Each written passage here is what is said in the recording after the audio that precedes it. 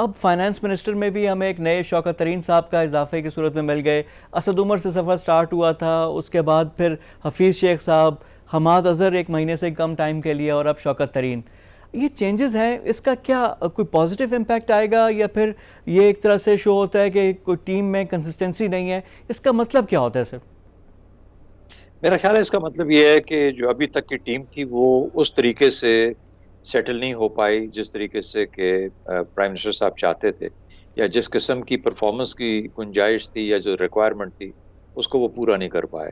تو میرا خیال ہے اس سے تو ایک تو اظہار یہ ہوتا ہے. دوسری بات جو دیکھنے والی ہے وہ یہ ہے کہ اصل میں اکانومی کو بہتر کرنے کے لیے بہت کچھ کیا جا سکتا ہے. فار ایگزامپل IMF کے ساتھ جو آپ کے شرائط ہیں ان کو تھوڑا سا مدھم کرنے کی ضرورت ہے, اتنی سختی نہیں لانی چاہیے. مثال کے طور پہ بجلی کی قیمتوں میں, گیس کی قیمتوں میں.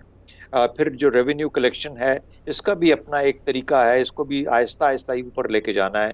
ایک دم سے اتنا سارا ریونیو آپ کسی IMF کے امپوز کیے ہوئے قانون کے مطابق پاکستان کے اندر جس کی معیشت بیٹھ رہی ہو, جس کے ہاں لوگ زیادہ اب جابلیس ہو رہے ہیں, تو میرا حال مشکل ہو جاتا ہے.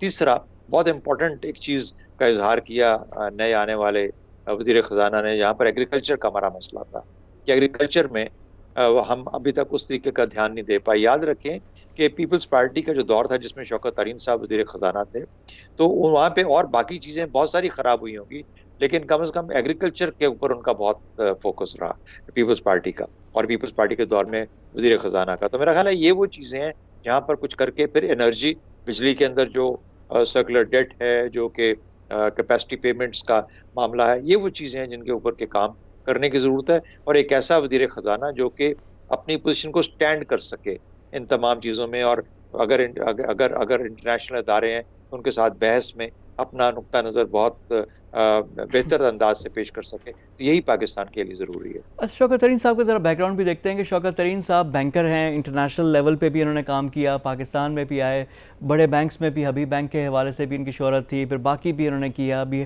حال ہی میں سلک بینک سے بھی ان کا تعلق تھا. پھر جس طرح آپ نے ذکر کیا کہ یہ پیپلز پارٹی کے دور میں وزیر خزانہ تھے, موقفات عمل یا ٹائم کا تبدیلی کا اندازہ لگائیں, اس وقت حفیظ شیخ نے ان کو ریپلیس کیا تھا, اور اب ایک طرح سے یہ حفیظ شیخ کو ریپلیس کر رہے ہیں.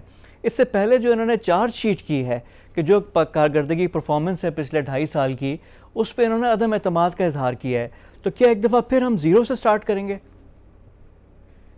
میرا خیال ہے کہ دیکھیے اکانومی لٹرلی یا پریکٹیکلی دیکھیے مائنس پہ جا کے تو اب تھوڑی سی بہتر ہونا شروع ہوئی ہے. ہم تو -1.4% پہ پہنچ گئے تھے, تو زیرو سے تو بھی نیچے جا چکے تھے ہم لوگ, تو زیرو سے بھی نیچے معاملہ جا چکا تھا. تو کسی حد تک جو آپ نے کہا اس کی بات درست ہے کہ ہماری معیشت وہ رستہ یا وہ جو بنیاد ہے وہ نہیں اسٹیبلش کر پائی, خاص طور پہ عمران خان صاحب کے ٹینیور میں, جو کہ کرنی چاہیے تھی پچھلے 2.5 سال میں. شاید اگلے 2.5 سال میں کچھ رستہ اختیار کر لے تو اس حکومت کو بھی کچھ فائدہ پہنچے, ملک کو بھی فائدہ پہنچے, اور آنے والی حکومتوں کے لیے بھی کوئی تھوڑا سا فاؤنڈیشن بہتر ہو جائے گی. اچھا شہزاد صاحب, یہ بڑا ایک ایشو ہم نے دیکھا ہے کہ پولیٹیکل پارٹیز میں کیا کیپیسٹی نہیں ہے کہ ان کے اپنے لوگ نہیں آ سکتے, ہمیشہ ٹیکنوکریٹس کی ضرورت ہوتی ہے, خاص کر اکانومی کے لیے.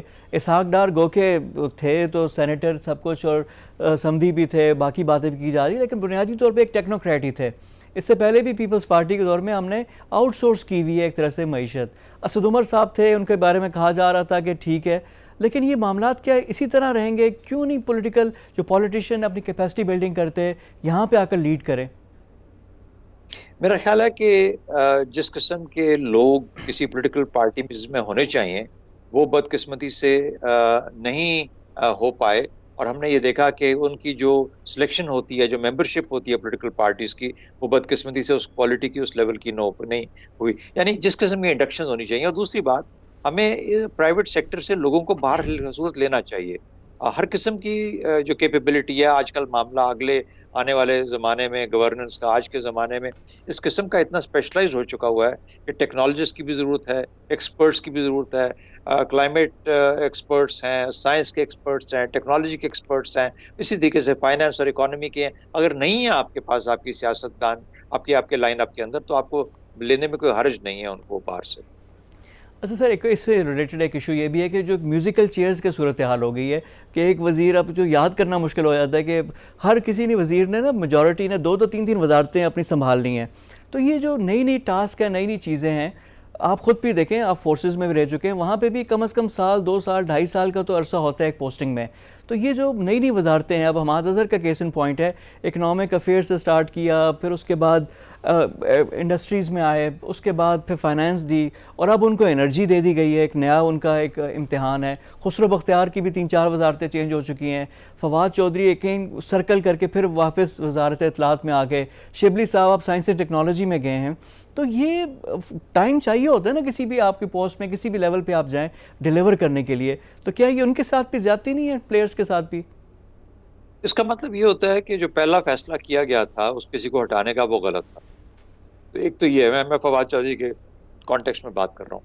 دوسرا عمر ایوب کا معاملہ دیکھ لیجئے. عمر ایوب صاحب کو ایک ریزنیبل ٹائم ملا ہے اب انرجی میں یا پارک ایریا میں، اور آپ نے شاید ہم سب نے محسوس کیا کہ عمر ایوب سے توقعات بہت زیادہ تھیں وہاں پہ ڈیلیور کرنے کی.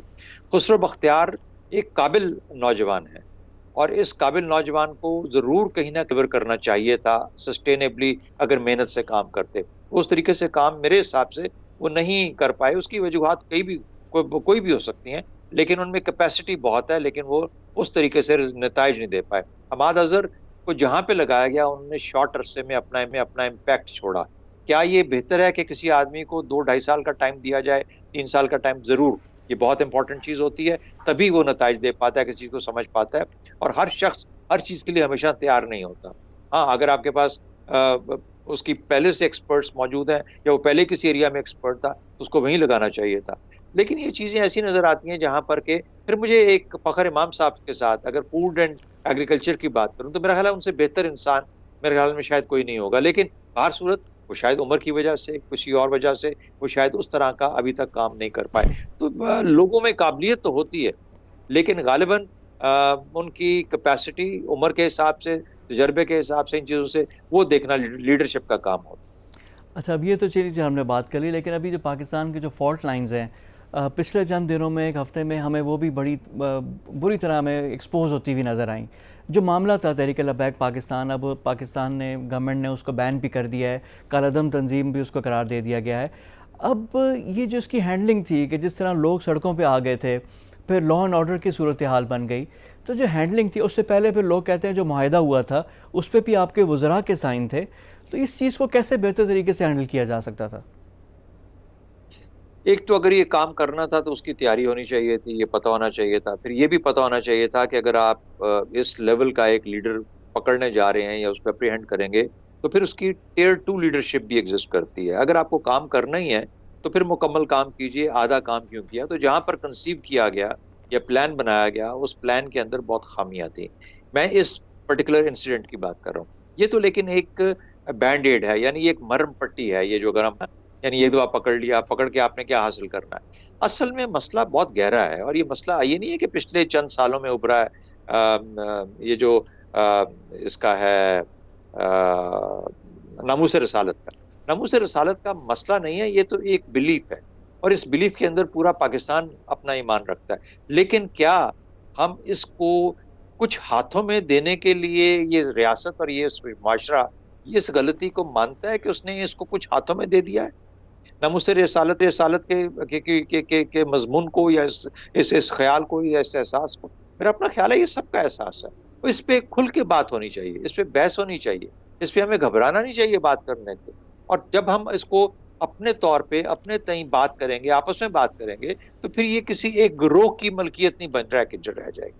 ہم کیوں گھبراتے ہیں مذہب کے بارے میں بات کریں؟ ہم کیوں گھبراتے ہیں یہ ماننے سے کہ ہم مسلمان ہیں؟ ہم کیوں گھبراتے ہیں کہ اچھا اگر ہم مسلمان ہیں تو ہمیں اپنے مذہب کے بارے میں ہر قسم کی گفتگو کرنی؟ جب آپ اس کو دڑبوں میں بند کر دیتے ہیں، تو پھر وہ ڈبوں میں، پرابلم باکسز ہوتا میں ہے. بند کر دیتے لیکن سر اب ہیں، تو پھر ریاست بھی، مسئلہ ہے. جی ریاست معاہدے بھی تو کرتی ہے نا. اب ریاست کو چاہیے کہ جب ایک سامنے ایک مصیبت آ جاتی ہے، پرابلم آ جاتی ہے، اس کو ختم کرنے کے لیے کسی بھی شرط پہ وہ مان جاتے ہیں، اور بعد میں پھر اپنی بات سے ہی وہ پھر جاتے ہیں. اب اس پہ بھی تو سوال اٹھ رہے ہیں کہ جو پہلے جو معاہدہ ہوا تھا، اس کے بعد ایکسٹینشن ہوئی تھی، اس وقت بھی سگنیٹریز تھے، چیزیں تھیں، تو یہ ہم لوگ کیوں نہیں مل کر، جس طرح ایک NCOC ہم نے بنائی تھی جس میں ہم نے کورونا کا مقابلہ کیا تھا، اس طرح کے معاملات ہوں تو کیوں نہ سارے سٹیک ہولڈرز مل جائیں اور مل کر ایک اسٹریٹجی بنائیں، حکمت عملی کے تحت کام کریں؟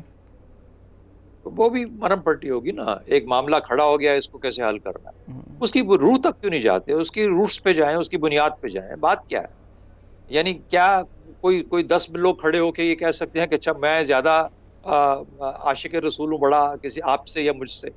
میرا خیال ہے یہ تو ہم دونوں بھی اتنے ہی بڑے عاشق رسول ہیں. تو یہ جو اب جب آپ گروہ میں بانٹ دیتے ہیں چیزوں کو اور پھر خود گھبرانا شروع کر دیتے ہیں باتیں کرنے سے, اور پھر سمجھتے ہیں کہ اس طرح کی طاقت ہو گئی ہے دوسری سائڈ پہ کہ آپ کو اس کی ہر غلط ملت سننی پڑتی ہے, تو پھر ریاست جتنی بڑی مرضی ہو جائے وہ غلطیاں کرتی ہے. کمپرومائزز کے اوپر کبھی فیصلے اچھے نہیں ہوتے. جب آپ کمپرومائز کریں گے یا اپنی طرف سے چالاکی کرنے کی کوشش کریں گے تو آپ ہمیشہ غلط ہوں گے.